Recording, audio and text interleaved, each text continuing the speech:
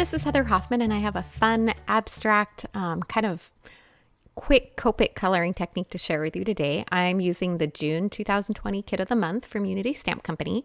I love that just fun, sketchy, fruity image that's in the kit.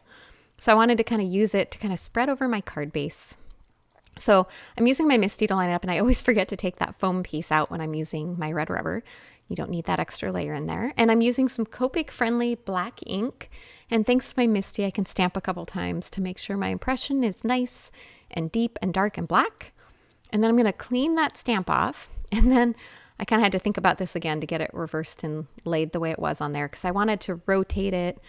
I wouldn't say 90. I just kind of picked a random rotation so that the image didn't look like the exact same one in each place that I stamped it. So every time I turned it, I just rotated it again and then flipped it around so it had a little bit of a different look in each spot around that card. And I'm stamping it 3 times and kind of staggering where I put it, offsetting it over the edge. It's just going to add a little more to the whimsical and also the little bit more random look to it.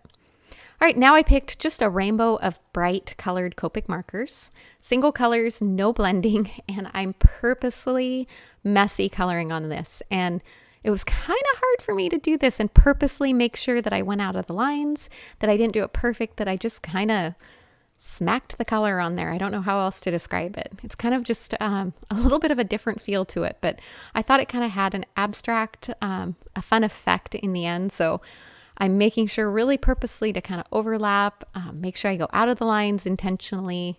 And it's kind of just a fun, really quick way to do that. So once I finished putting all the color on there, I started looking at it and I felt like it just needed a little bit more. So I came in with all those exact same Copic markers, just used the pointed tip to add some little dots of color. I did them in groups of 1, 2, or 3 and just kind of spread them out around those images. Trying to keep it random and spread the color out. And then one last thing, I came in with my colorless blender, my Copic colorless blender, and just went around to soften those edges a little bit of where I'd colored out of the lines. It just kind of helped smooth out those rough edges, so it wasn't quite as harsh a line coming out of the edge there. All right, now I'm going to add my sentiment from the same kit, and one of my favorite things to do is heat emboss in white on black cardstock, and especially with all this bright pop of color on these images, I just thought that contrast of the black and white would be just perfect to go with that image. So I'm stamping it on there. I used my powder tool to make sure none of my embossing powder stuck where I didn't want it to. Stamped with clear embossing ink, sprinkled white embossing powder on, and then heat set it. And I always do it on a larger piece of black cardstock so I can trim it down with my paper trimmer to the right width.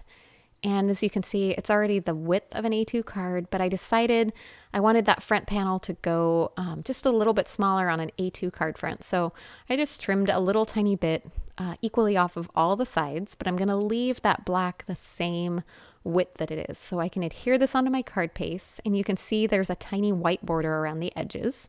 And then I can add that sentiment with foam adhesive. It'll pop it off the back and it'll extend over that white border just a little bit too, and kind of give it a finished and cohesive feel.